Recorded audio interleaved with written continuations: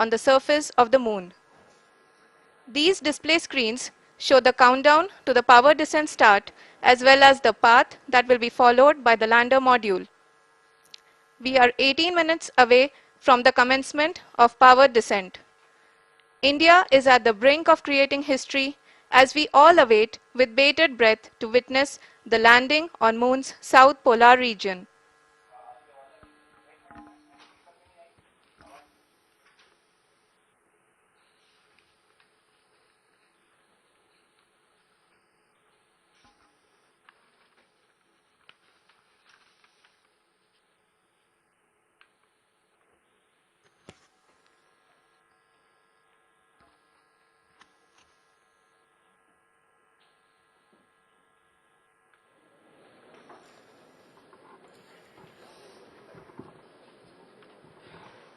इसरो का पहला moon mission Chandrayaan one अक्टूबर 2008 में पीएसएलवी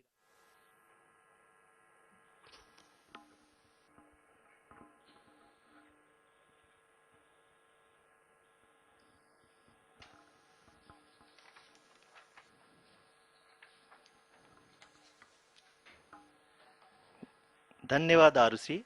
अगर मैं सही मायने में कहूं तो अंतरिक्ष का कोई भी मिशन हो और चाहे किसी भी देश के द्वारा संचालित किया जा रहा हो, इसरो मिशन की निश्चितता और अनिश्चितता के बीच बहुत ही महीन अंतर होता है, जिससे कि एक मिशन सफल या असफल होता है।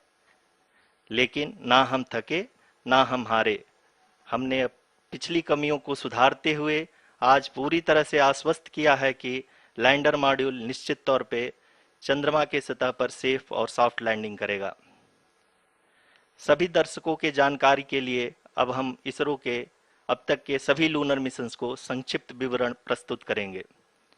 जी हाँ, इसरो का पहला मून मिशन चंद्रयान-1 अक्टूबर 2008 में पीएसएलवी रॉकेट के द्वारा सफलतापूर्वक प्रक्षेपित किया गया था। चंद्रयान-1 ने चंद्रमा के सतह पर पानी की खोज करके पहले ही इतिहास रच चुका है। यही कारण है कि आजकल विश्व के तमाम अंतरिक्ष वैज्ञानिक और स्पेस एजेंसियां चंद्रमा को और करीब से जानने के लिए उत्सुक दिख रही हैं। अगर हम बात करें चंद्रयान-2 की, जो इसरो का दूसरा मिशन है, जुलाई 2019 में इसरो के सबसे ताकतवर रॉकेट LVM-3 द्वारा सफलतापूर्वक प्रक्षेपित किया गया था और आज भी लगभग 4 साल बाद यह चंद्रमा के 100 किलोमीटर के सर्कुलर ऑर्बिट में घूमते हुए बहुत ही उत्तम क्वालिटी का डेटा प्रदान कर रहा है। मिशन के प्रारंभ में इसकी आयु 1 साल निर्धारित की गई थी, परंतु LVM-3 द्वारा बहुत ही सटीक इंजेक्शन और मिशन मैनेजमेंट की वजह से चंद्रयान-2 काफी लंबे समय तक कार्यरत रहेगा। अब तक चंद्रयान-2 चंद्रमा के लगभग सभी भागों का चित्र ले चुका है। इसका एक बहुत ही महत्वपूर्ण पेलोड OHRC यानी कि ऑर्बिटर हाई रेजोल्यूशन कैमरा विश्व का सबसे बेहतरीन कैमरा है, जो कि चंद्रमा के सतह का लगातार पिक्चर भेज रहा है। अब मैं आरुषि जी से निवेदन करूंगा कि वो आप लोगों को इसरो के वर्तमान मिशन चंद्रयान-3 के बारे में बताएं। अभी आपने मिश्रा जी के द्वारा सुना इसरो के अब तक के लूनार मिशंस का विवरण। अब चलते हैं towards Chandrayaan-3, the follow-up mission of Chandrayaan-2, which has been designed to accomplish our mission goals.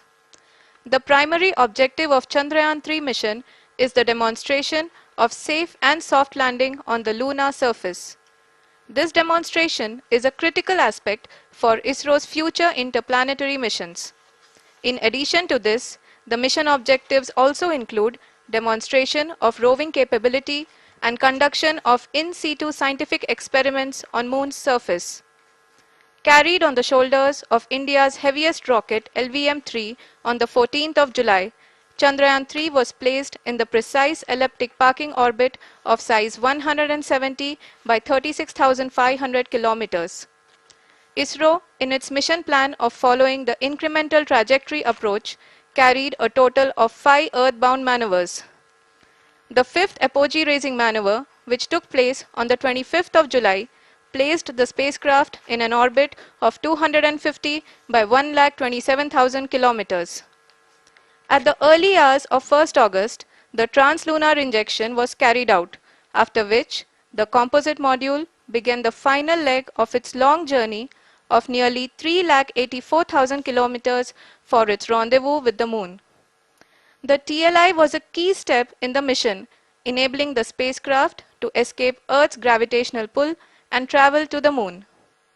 An orbit of 288 by 369,328 kilometers was achieved at the end of the translunar injection. जी हाँ, translunar injection किसी भी interplanetary mission के लिए बहुत ही आवश्यक परंतु कठिन operation होता है। इस सफल मैन्यूवर के बाद चंद्रयान 3 पृथ्वी से दूर निकलकर चंद्रमा के प्रभाव क्षेत्र में एक हाइपरबोलिक ट्रेजेक्टरी के द्वारा पहुंचाया गया। पुनः 5 अगस्त 2023 को लूनर ऑर्बिट इंसर्शन के द्वारा चंद्रयान 3 को 160 किलोमीटर के पेरिलून और 18,000 किलोमीटर के अपोलून के साथ चंद्रमा के इलिप्टिकल ऑर्बिट में स्थापित कर दिया गया। टीएलआई के तरह एलओआई भी एक बहुत जटिल ऑपरेशन होता है। इसमें हमें यह ध्यान देना आवश्यक होता है कि उपग्रह के वेगमान को एक निश्चित बिंदु से घटाया जा सके, अन्यथा उपग्रह चंद्रमा के प्रभाव क्षेत्र से बाहर निकल जाएगा। एलओआई के सफलतापूर्वक परिचालन के बाद चंद्रयान 3 की कक्षा को 4 बार और परिवर्तित किया गया। इस दौरान चंद्रमा की अधिकतम ऊंचाई को घटाकर 160 किलोमीटर कर दिया गया। इस पूरी प्रक्रिया में प्रपल्सन मॉड्यूल का लगभग 755 किलोग्राम ईंधन का उपयोग हुआ और चंद्रयान 3 के वेगमान को लगभग 850 मीटर प्रति सेकंड कम कर दिया गया। लैंडर मॉड्यूल को लगभग 150 किलोमीटर के सर्कुलर ऑर्बिट में स्थापित करने के बाद 17 अगस्त 2023 को प्रपल्सन मॉड्यूल से अलग कर दिया गया। पुनः लैंडर मॉडल के ऑर्बिट को 2 डीबूस्ट मैन्यूवर्स के द्वारा 150 किलोमीटर के सर्कुलर ऑर्बिट से घटाकर 25 गुणे 130 किलोमीटर के एलिप्टिकल ऑर्बिट में स्थापित कर दिया गया। इस दौरान यह भी सुनिश्चित कर दिया गया कि 800 न्यूटन के चारों थ्रटेबल थ्रस्टर्स पावर डिसेंट के समय किसी भी चुनौती का सामना कर सकें।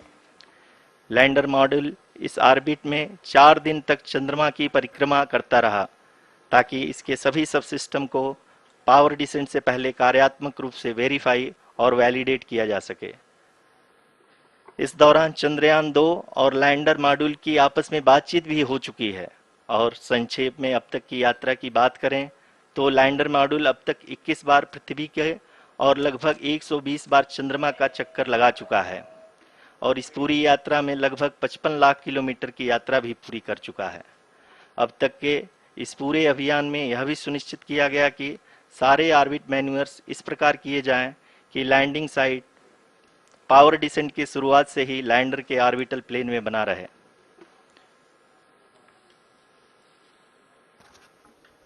Make it further that is true indeed. We have arrived at the crucial juncture wherein the orbit plane contains the desired landing site at the start of powered descent. We are also happy to announce that live images from the Chandrayaan 3 lander imager camera is being received continuously. The demonstration of soft landing on the moon's surface is no ordinary feat due to the innumerable challenges and complexities involved. The lander velocity has to be killed from nearly 6,048 kilometers per hour without any aid from the thin and tenuous moon's atmosphere. The lunar dust at the time of landing and the craters and boulders scattered over the moon's surface make it further complicated to achieve this. The new and improved Chandrayaan 3 design has been built after envisaging all the scenarios which the lander module can encounter. With several software improvements, provision for full-level redundancies, a plethora of special tests, namely the integrated hot test, integrated cold test, and lander leg drop tests were carried out for the lander module. The success of these tests has provided great confidence in the performance of all the onboard sensors, propulsion system, and associated guidance, control, and navigation algorithms. The key findings during the tests have enabled to improve the overall system performance. The largely unexplored south pole of the moon has been chosen as the intended landing site, since there is a possibility of finding ice and other minerals which would be vital resources for future explorers. Apart from continuing investigations pioneered by Chandrayaan-1 and Chandrayaan-2, the Chandrayaan-3 mission will also provide invaluable data to the science community around the world. Let us give our viewers a glimpse on the configuration of Chandrayaan-3 mission.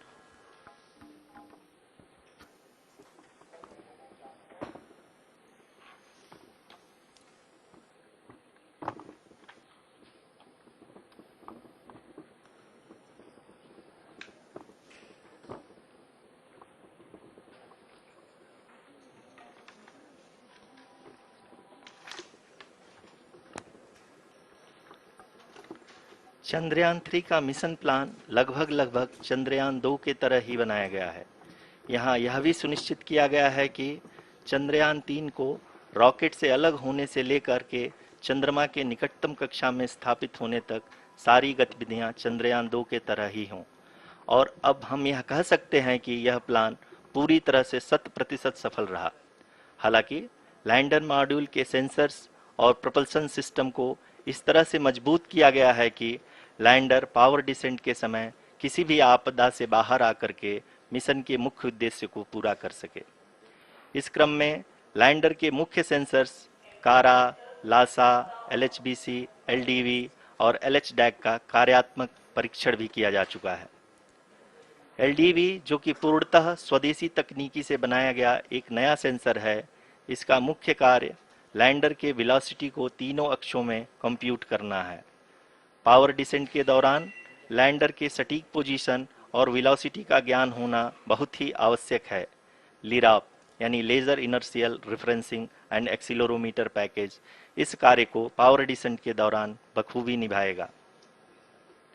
Trajectory generation, जो कि Chandrayaan 3 mission के लिए बहुत ही अहम है, क्योंकि हर orbit manoeuvre के बाद यह सुनिश्चित किया जाता है कि लैंडर की मिशन ऑब्जेक्टिव को ना बदले। इस क्रम में मैं यह भी आपको बता दूं कि ऑर्बिट डिटर्मिनेशन, जो कि उपग्रह के पोजीशन और वेलोसिटी को बहुत ही एक्यूरेटली बताता है, एक बहुत ही कठिन और जटिल कंप्यूटेशन और एस्टिमेशन होता है। यहाँ यह भी जानना महत्वपूर्ण है कि चंद्रयान 2 का OHRC पेलोड अब तक काफ़ी ऊंचे स्तर का डैम प्रदान किया है, जिसके फलस्वरूप लैंडिंग साइट की सीमा को बढ़ाकर 4x2.4 किलोमीटर कर दिया गया है, जो कि पावर डिसेंट के दौरान सॉफ्ट लैंडिंग कराने में काफ़ी सहायक सिद्ध होगा। Apart from the sensors, Chandrayaan-3 is equipped with a suite of sophisticated payload instruments. While Chandrayaan-1 and Chandrayaan-2 orbiter have provided abundant remote sensing data of Moon, equally important are the on-site localized measurements that provide ground truths. Lander and rover have payloads which are completely new and will perform in situ analysis of lunar surface. The two spectroscopes on rover, APXS and LIBS, will actively measure the surface elemental abundances at the landing location and surrounding area. The lander carries a seismometer ILSA that can sense impact events and lunar quakes. The thermal probe CHAST will measure the temperature profile and thermal conductivity of Moon's regolith. The Rambha payload will carry out lunar ionosphere studies, while the laser retroreflector array shall be a passive location indicator for future spacecraft equipped with laser altimeter. The propulsion module has not been left behind, and an experimental shape payload has been added to it as a value addition. It will help in understanding the nature and characteristics of water-rich planets and will also aid in the future study of potentially habitable exoplanets. We are minutes away from the start of powered descent. The entire powered descent shall be carried out by the onboard autonomous landing sequencer or ALS, which is a series of instructions preloaded to the lander module. These instructions include the commands to be executed, data to be collected and analyzed, and decisions to be made and executed autonomously throughout the powered descent.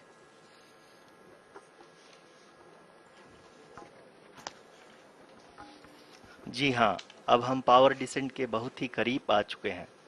हम आपको बताते चलें कि power descent को कुल 4 चरणों में बांटा गया है।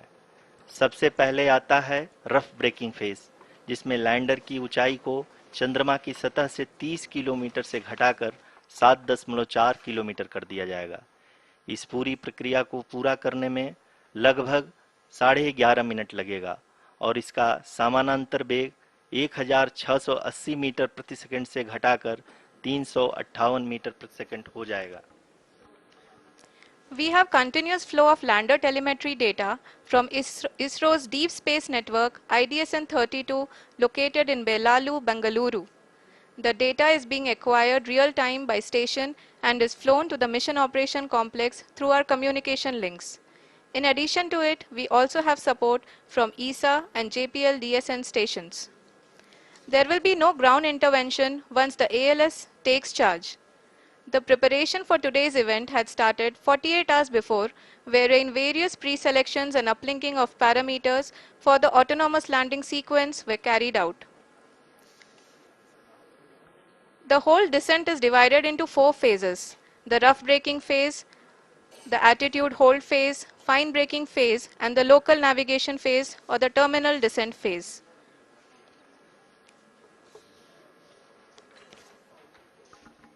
जी हाँ, एटीट्यूड होल्ड फेज, जो कि पावर डिसेंट का दूसरा चरण है, एक बहुत ही महत्वपूर्ण फेज है।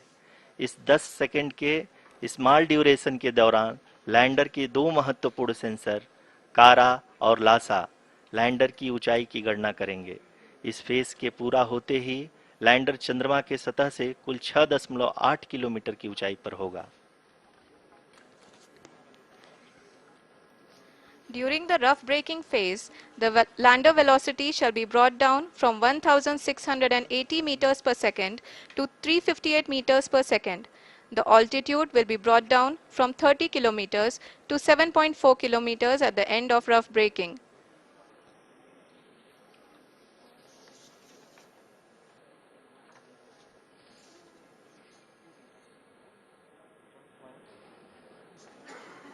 Currently, we can see the scientists are analyzing the lander data.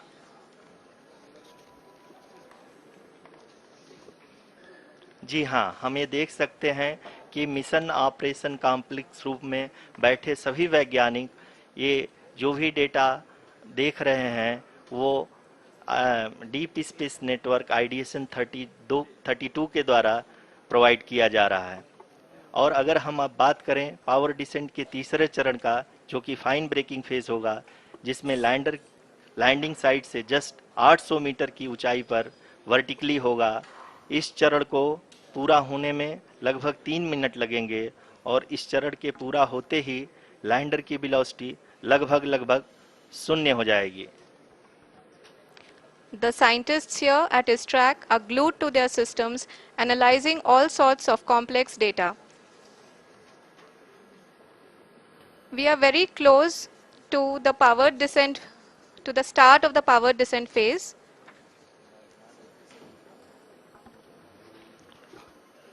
जी हाँ, अगर हम अब बात करें पावर डिसेंट के चौथे और अंतिम चरण का, जो कि लोकल नेविगेशन फेज या टर्मिनल डिसेंट फेज भी कहा जाता है, इस दौरान लैंडर के दो इंजन बंद कर दिए जाएंगे और लैंडर के सेंसरों द्वारा इसके हाइट और वेलोसिटी की गणना इनर्शियल नेविगेशन को भेज दिया जाएगा। इस दौरान लैंडर 150 मीटर की ऊंचाई को प्राप्त करने के बाद कुल 131 सेकंड लगाएगा। इस पड़ाव पे आने के बाद पुनः लैंडर 22 सेकंड के लिए हवरिंग करेगा।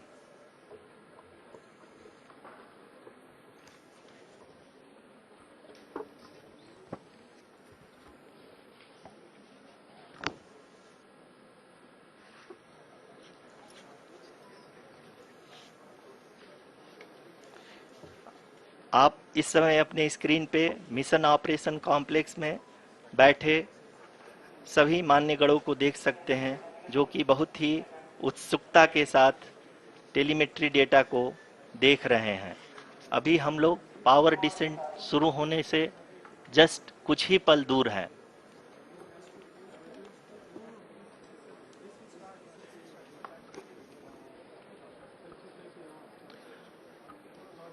पावर डिसेंट शुरू होने में लगभग 30 सेकंड ही बचा है और हमको ये सारे data mission operation complex room में आईडीएसएन 32 के द्वारा, जो कि लगातार लैंडर के कनेक्शन में बना हुआ है, प्रदान कर रहा है। Dear viewers, the pivotal power descent has begun and the lander module is propelling towards the moon's surface along the intended trajectory.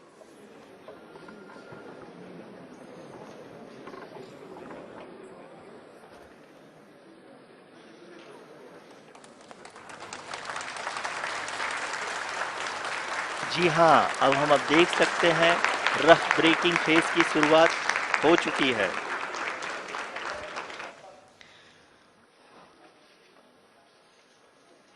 During this rough braking phase, the lander velocity shall be brought down from 1680 meters per second to 358 meters per second.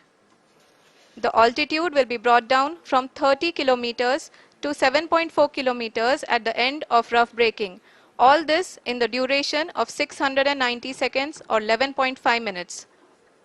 Currently, the Laser Inertial Reference and Accelerometer package (LIRAP) is aiding in the navigation.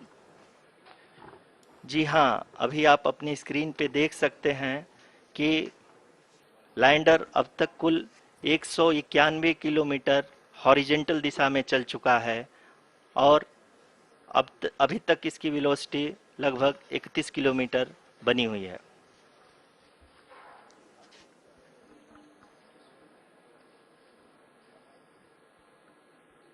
The lander module has traveled a distance of approximately 228 kilometers.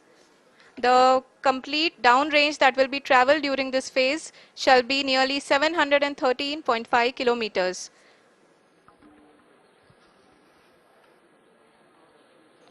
जी हाँ, कुल 745 kilometre के इस rough breaking phase में आप देख सकते हैं कि हम लोग लगभग अपनी यात्रा 20% कंप्लीट कर चुके हैं।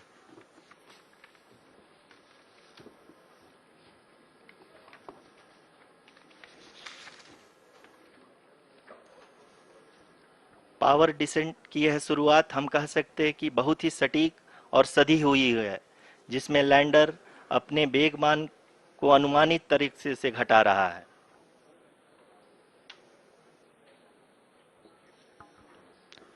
The altitude of the lander module will reduce from 7.4 kilometers to 6.8 kilometers. During the next phase, which is going to be the attitude hold phase. We can currently see that the altitude of the lander module is nearly 31 kilometers. Arushi, अभी हम इस ground trace को देखते हुए कह सकते हैं कि रफ ब्रेकिंग फेज की शुरुआत बहुत ही अच्छे तरीके से हुई है। आप ये देख सकती हैं कि जो भी प्रोजेक्टेड ग्राउंड ट्रेस है उसी पे अपना लैंडर मॉड्यूल आगे चलते हुए बढ़ रहा है। अभी तक ये देखा जा सकता है कि लैंडर मॉड्यूल लगभग 370 किलोमीटर क्षैतिज दिशा में चल चुका है। The mission operations team is analyzing the data. We can all see the seriousness and the concentration with which each and every parameter of the lander module is being analyzed. The performance so far seems to be nominal. जी आरुषि, चूंकि ALS activate किया जा चुका है, इसलिए ground से कोई commanding नहीं की जा रही है। इस दौरान आपके स्क्रीन पे सारे डेटा इसरो के डीप स्पेस नेटवर्क से रियल टाइम में आ रहे हैं। इस मिशन में सेकेंड और थर्ड ऑर्डर गाइडेंस पॉलिनोमियल का प्रयोग हुआ है, जो कि इनर्शियल थ्रस्ट और एंगल के हमेशा सुनिश्चित करेगा। During the entire descent, there is no ground intervention as the ALS has taken charge. The preparation for today's event had started nearly 48 hours before, wherein various pre-selections and uplinking of parameters were done. We can see that the vertical velocity of the lander module has been brought down. It is continuously coming down. and the ALS had already been initiated 1 hour before the scheduled time of the power descent start. Following this, the throttleable engine electronics module, the TECM, was switched on and lander was oriented to the favorable attitude. जी हाँ, आप अपनी screen पे देख सकते हैं कि lander module जिसकी शुरुआत में वेलोसिटी 1680 मीटर पर सेकंड थी, लगभग 1150 मीटर पर सेकंड हो चुकी है, जो कि एक बहुत ही मैजेस्टिक शुरुआत कही जा सकती है इस रफ ब्रेकिंग फेज के लिए।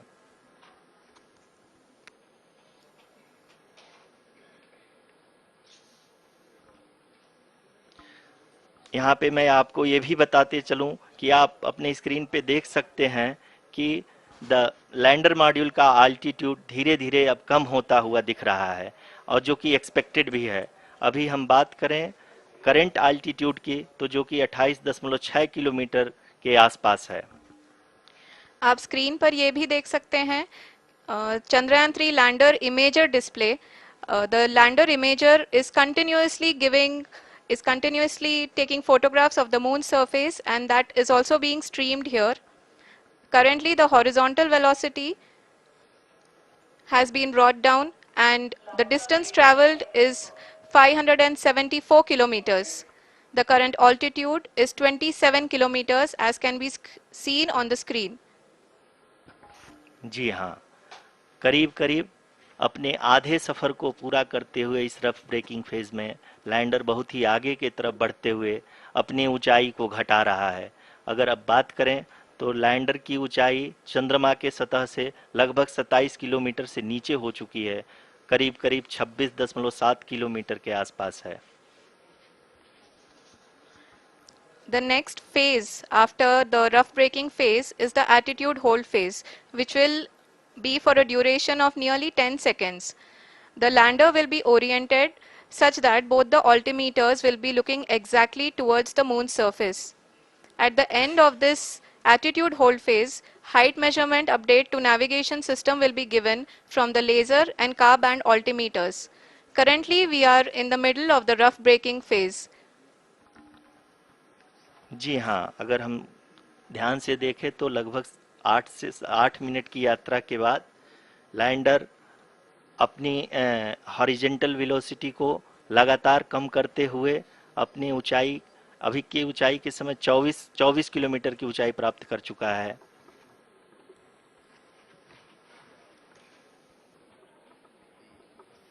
अब तक के आंकड़े को देखते हुए हम कह सकते हैं कि लैंडिंग पूरी तरह से नॉमिनल है। यहाँ पर हम देख सकते हैं कि हॉरिजेंटल वेलोसिटी लगातार कम होती हुई दिख रही है।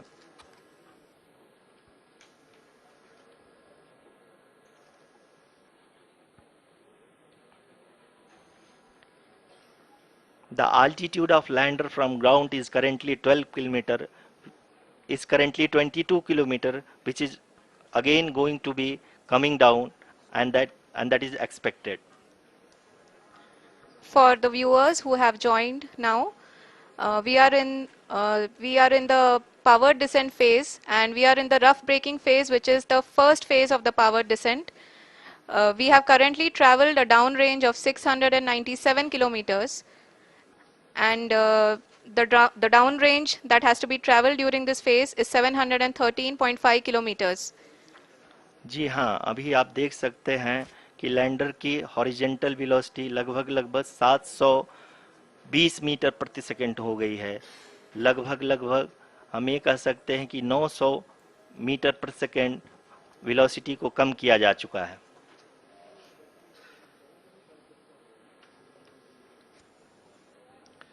At the same time, we can see the altitude of the lander is just 17.8 kilometer from the moon surface, which is going to be around 7.4 at the end of the rough braking phase.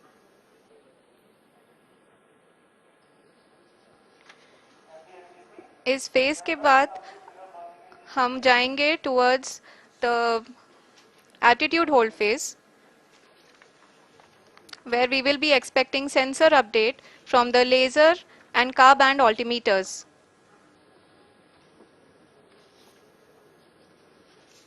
We can see the visualization of the lander module moving towards the moon's surface. The current altitude is nearly 15.2 kilometers and the distance traveled is 754 kilometers. We can also see the image that the lander imager camera has been providing.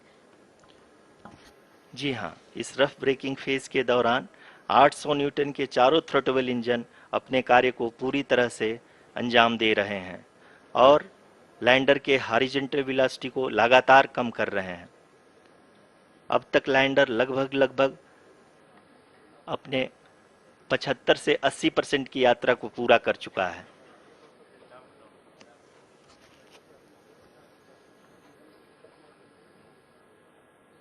After the rough braking and the attitude hold phase, we shall be having the fine braking phase, which will continue for nearly 3 minutes. The whole phase is being driven by the autonomous landing sequencer and there is no intervention from ground. जी हाँ आरुषि, अभी आप अपनी screen पे देख सकती हैं कि जो करंट आल्टीट्यूड है चंद्रमा के सतह से लगभग 10 किलोमीटर के आसपास है। जी हाँ, हम अपने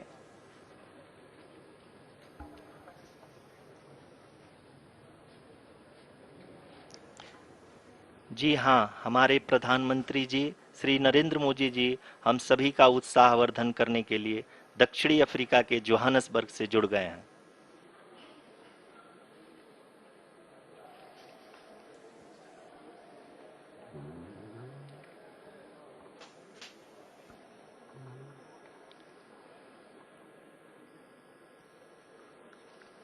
Yes, we are privileged to have with us Honorable Prime Minister of India, Shri Narendra Modi ji, who has joined us from South Africa's Johannesburg to encourage us.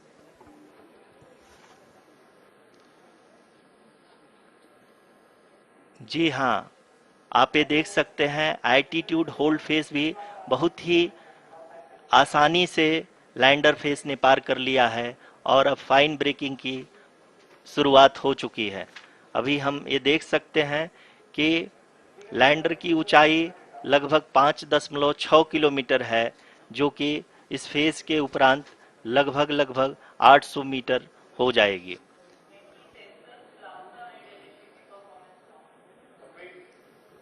We can hear from the mission operations team that the sensors are performing nominally.